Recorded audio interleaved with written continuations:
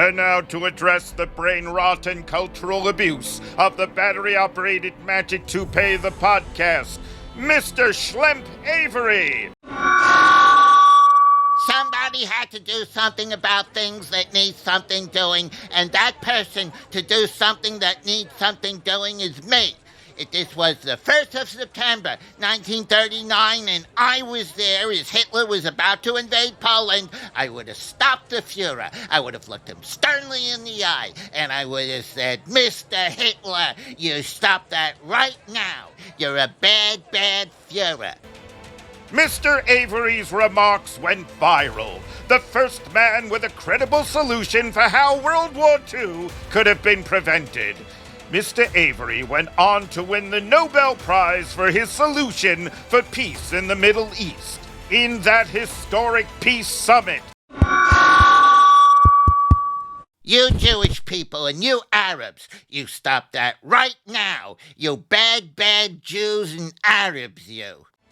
And as the Israeli Prime Minister and heads of the Arab states hugged one another and mutually masturbated over the profound words of Mr. Avery, we find Mr. Avery in a bank in New York City stopping a bank robbery and an armed hostage situation.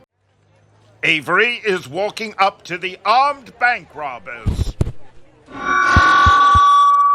You naughty bank robbers and hostage holders. You stop that. You stop that right now. You bad, bad bank robbers and hostage holders, you.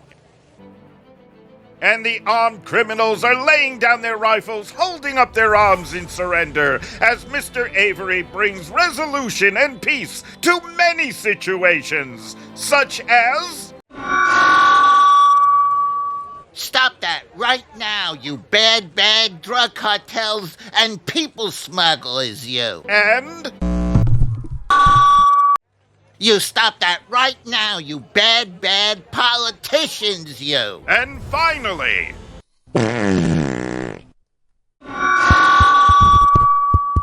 Stop that right now, you bad, bad stinky bottom, you. And finally, Mr. Avery spoke to the producers of the Battery-Operated Magic Toupee, the podcast. Stop that right now, you bad, bad producers of low-grade, crappy comedy podcasts, you. We, the producers of the Battery-Operated Magic Toupee, the podcast, realize the errors of our ways and how the devastating impact of our brand of puerile shite has impacted the minds of comedy fans across the planet. And all we can say is...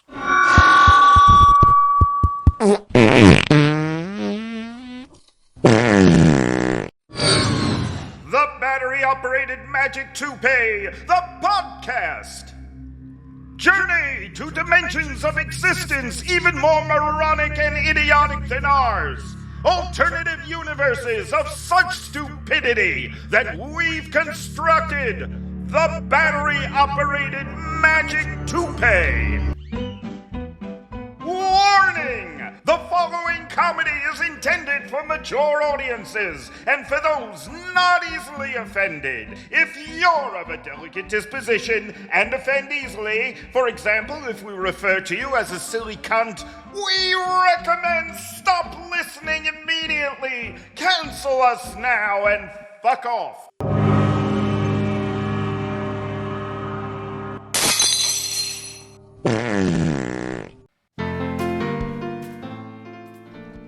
Do you sneak into the kitchen of your local Thai restaurant, dip into the industrial-sized tub of coconut oil, and just smear it all over your unmentionables? And by unmentionables, we don't mean words that you intentionally or accidentally fail to mention. We mean your doodahs. On the next Yes, It's Another Morning, author of the book My Gonads Reek Like a Curry, Emile Toole talks about the latest fad sweeping Lower Catford of men who, for no reason whatsoever, just have to smear their sausage and veg with coconut oil. And when we speak of sausage and veg, we don't mean lunch. We mean your tallywhacker, your nutsack. And by nutsack, we don't mean a sack to hold nuts in, such as acorns or walnuts. We mean your balls, your scrotum. He also discusses women who rub it on their pussy lips. And by pussy lips, we don't mean the lips of your pet kitty cat. We mean your vag. All this and more on the next Yes, It's Another Morning, but first.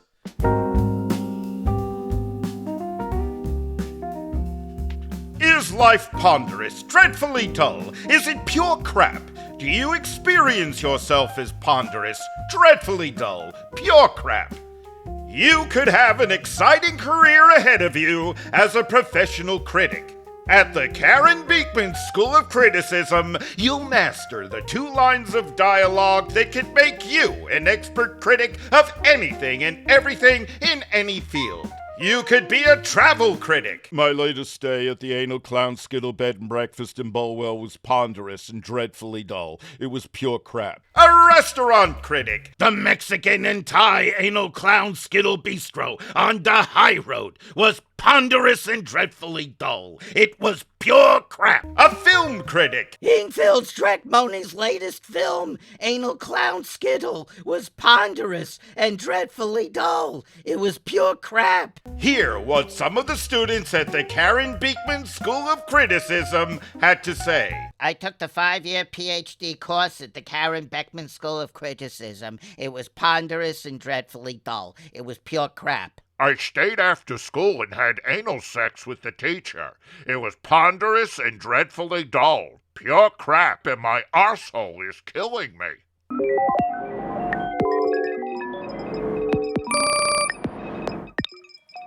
Battery-Operated Magic Toupee. Upload more shit.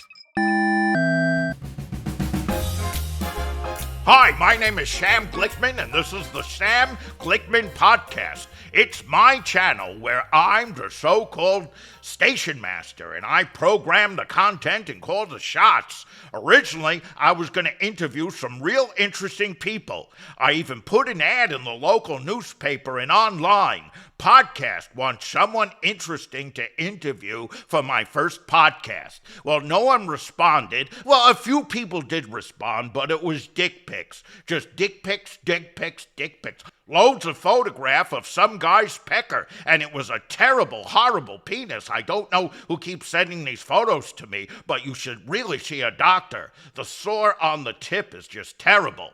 So I'm just going to talk about the things I want to talk about because it's my podcast. For today's show, I woke up and I said to myself, Sam, and I couldn't think of anything else to say. But it's my channel where I come and I talk about important things. So I thought I'd bring artificial intelligence into deciding what to do for this podcast. And I asked GabGPT, what kind of podcast should I do? And GabGPT said nothing, you know shit.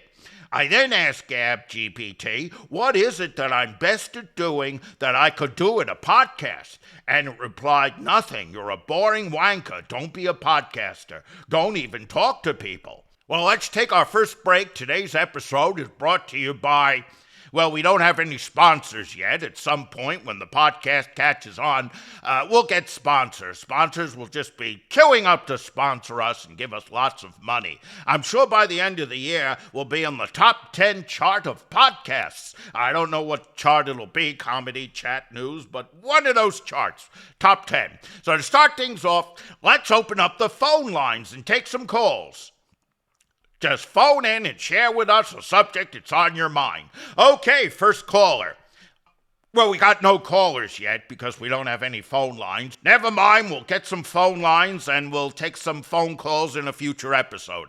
So I guess we'll just end the podcast this week a bit early. It's just the first episode. We'll do some rethinking and retooling. I'll have it all worked out by next episode. So I do apologize. I just had to thought it would be really spiffy to do the podcast. I booked the studio time. I just got all excited and I guess I got a little bit ahead of myself. Next week, we'll discuss the subject of suicide, which is something I'm currently contemplating right now. So tune in to the next episode of the Sam Glickman Podcast. I'm Sam, and I apologize for this podcast.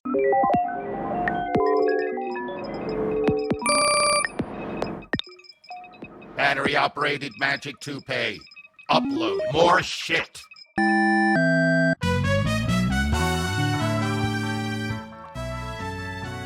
With me in the studio, not just one of the great living actors of our day, but perhaps of all time, a man whose Macbeth and Hamlet are considered by Shakespearean aficionados as the definitive portrayals of the Bard's masterpieces. We're honored to have Lord Winston Hamilton with us. Welcome, Lord Hamilton. It's a pleasure to be here. Thank you for that most gracious introduction. Lord Hamilton, I had the opportunity to stop by the dressing room earlier to meet you before the show while you were getting dressed, and you discussed an amusing tale about that rather controversial tour of Romeo and Juliet early on in your career that toured Europe, and I couldn't help being thoroughly impressed by your penis.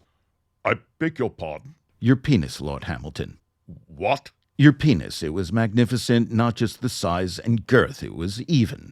Even? Such a more even, proportionally distributed and precision tool I'd never witnessed, not bent toward one side or the other, but just straight down the middle. I beg your pardon? And perhaps the most immaculately trimmed balls I'd ever seen. None of those wispy, stray, craggly pubes bursting out of the scrotum like a pensioner's earlobe. What kind of show is this? You said you wanted to talk about my latest production, but you're doing all this homosexual banter.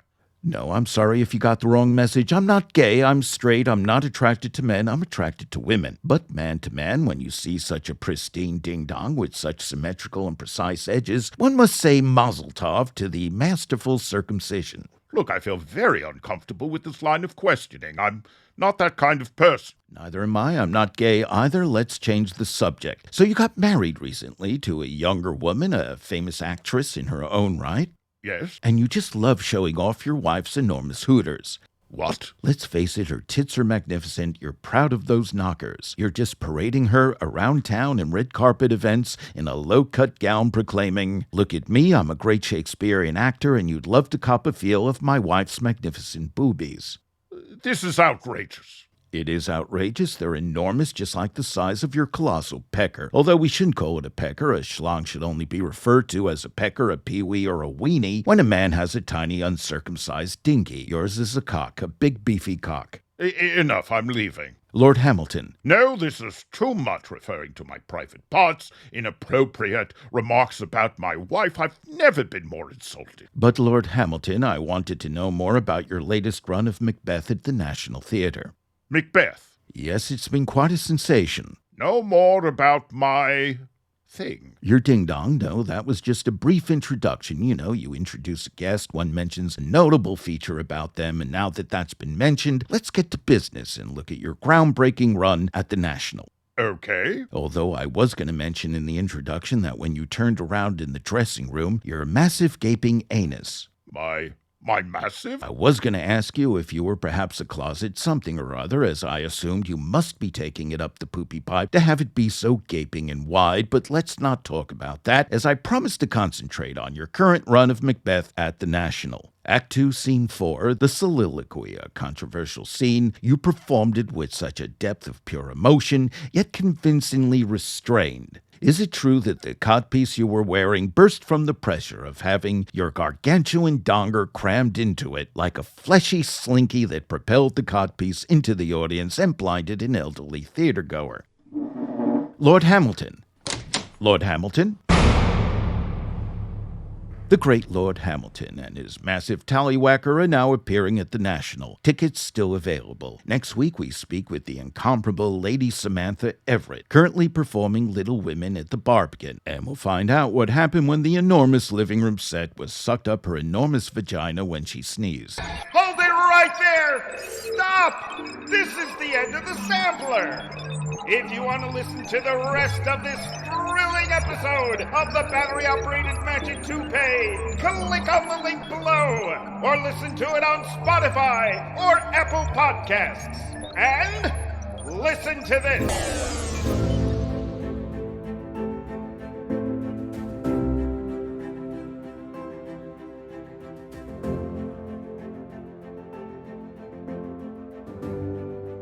As we gain a higher understanding of stupidity, we gain a deeper understanding of ourselves.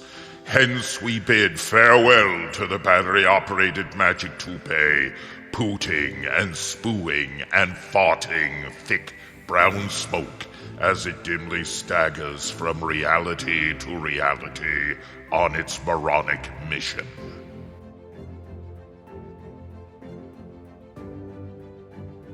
You have been listening to the Battery-Operated Magic Toupee, the podcast. It was performed and was written and produced by Elliot Stein. Copyright 2025, Gargoyle Entertainment.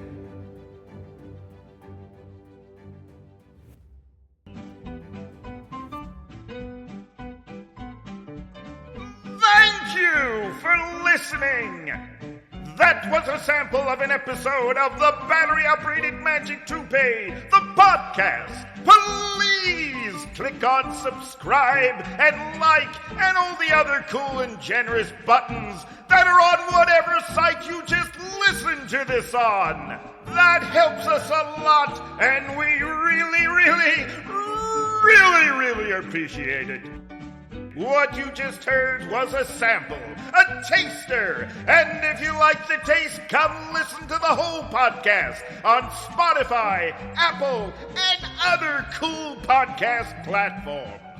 And if you really liked it, really liked it, come be a member, a paid subscriber on the Battery-Operated Magic Toupee, the podcast Patreon page for the complete uncut episodes and lots of other cool shit. Each episode takes 2 solid weeks to create and lots of resources to produce.